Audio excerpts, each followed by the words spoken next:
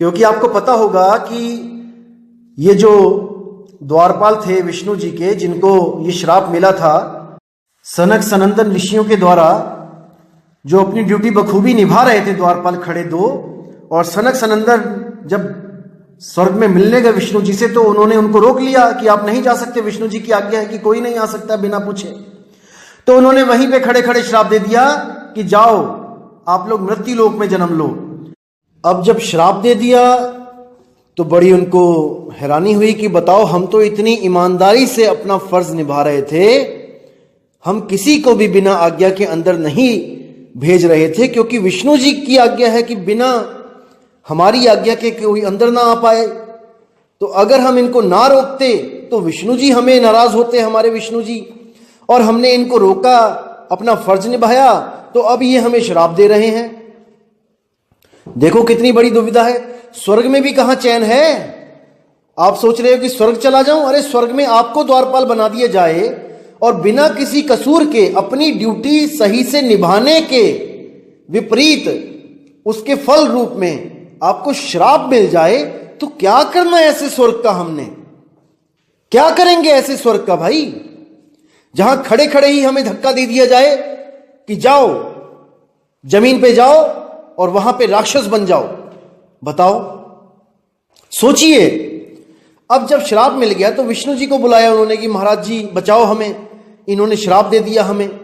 तो विष्णु जी भी श्राप काट नहीं रहे हैं, उनको ऑप्शंस दे रहे हैं कि भाई दो ऑप्शन देता हूं, या तो 14 जन्म मेरे परम भगत बनके इस संसार में जन्म लो और समय बिताओ, या फिर जल्दी वापस आना है तो केवल 3 जन्म राक्षस बनके, मेरे कट्टर दुश्मन बनके उन जन्म को बिताओ और मेरे पास वापस आओ। अब वो दोनों सोच में पड़ गए कि 14 जन्म आपसे दूर रहना पड़ेगा, ये बहुत ज्यादा है, चलो 3 जन्म राक्षस बन जाते हैं। देखो, कुछ ऐसा कोई काम नहीं किया उन्होंने कि उनको राक्षस बनाया जाए।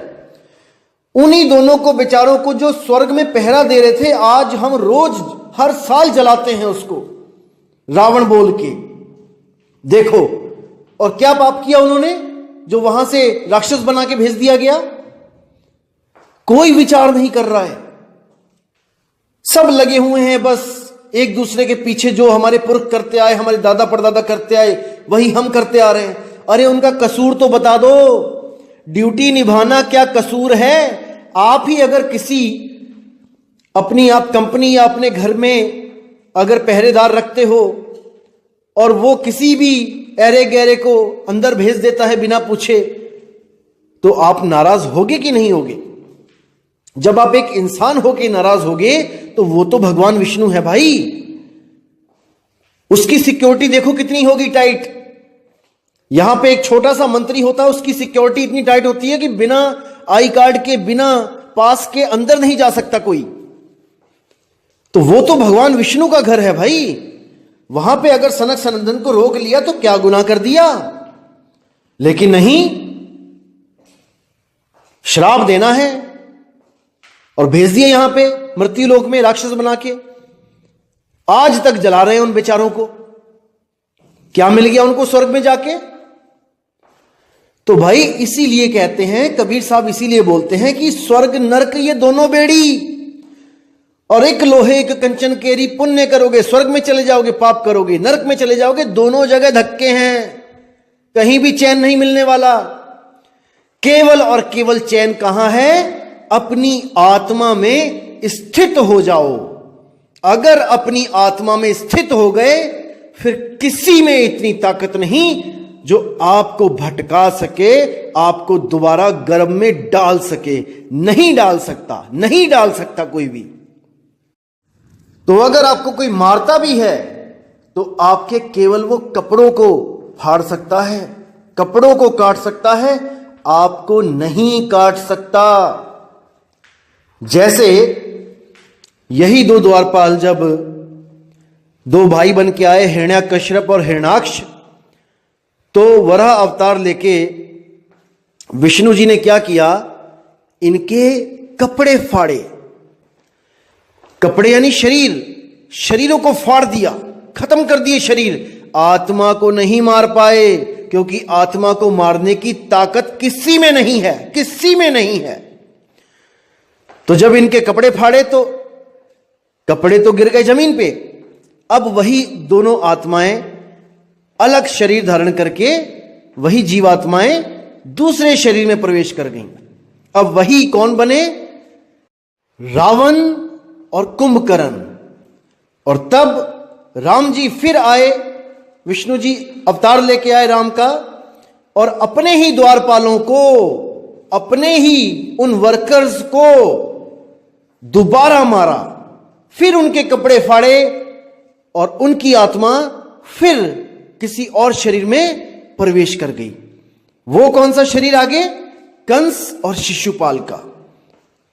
युग चेंज हुआ, वही आगे कंस और शिशुपाल बन के आ गए, और फिर कृष्ण अवतार लेके उन्होंने फिर उनके कपड़े फाड़ दिए। अब वो दोनों आत्माएं वापस अपने स्वर्ग में पहुंच गईं। अभी कोई गारंटी नहीं है कि वो वहां पे कितने वर्ष रहेंगी, कितने युग रहेंगी।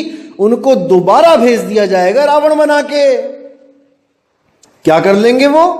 गुलाम हो गए हैं, गुलाम। दोस्तों, गुलाम नहीं है हम सोहम सत्य कबीर हैं। समझो इस चीज को, हम सोहम हैं।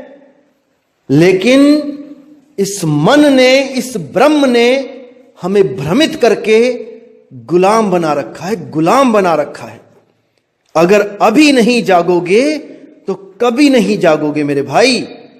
इसीलिए साहिब कहते हैं कि अपने आप को जान ले कि तू कौन है, और जब तूने अपने आप को जान लिया तो तुझे भ्रमित करने वाला कोई पैदा नहीं हो सकता, नहीं हो सकता। तो इसलिए मेरे दोस्त, मेरे भाई, आत्मज्ञान में आ जाओ, आ जाओ आत्म ज्ञान में। छोड़ दो बाकी सब अक्षरों का ज्ञान, श्वासों का ज्ञान, तत्वों का ज्ञान, सबको छोड़ दो। केवल आत्म ज्ञान में स्थित हो जाओ। वही एक लक्ष्य बनाओ अपना, अपनी सुरती को टिकाने का, और वो हमेशा के लिए मुक्त वहीं पे जाके होगी।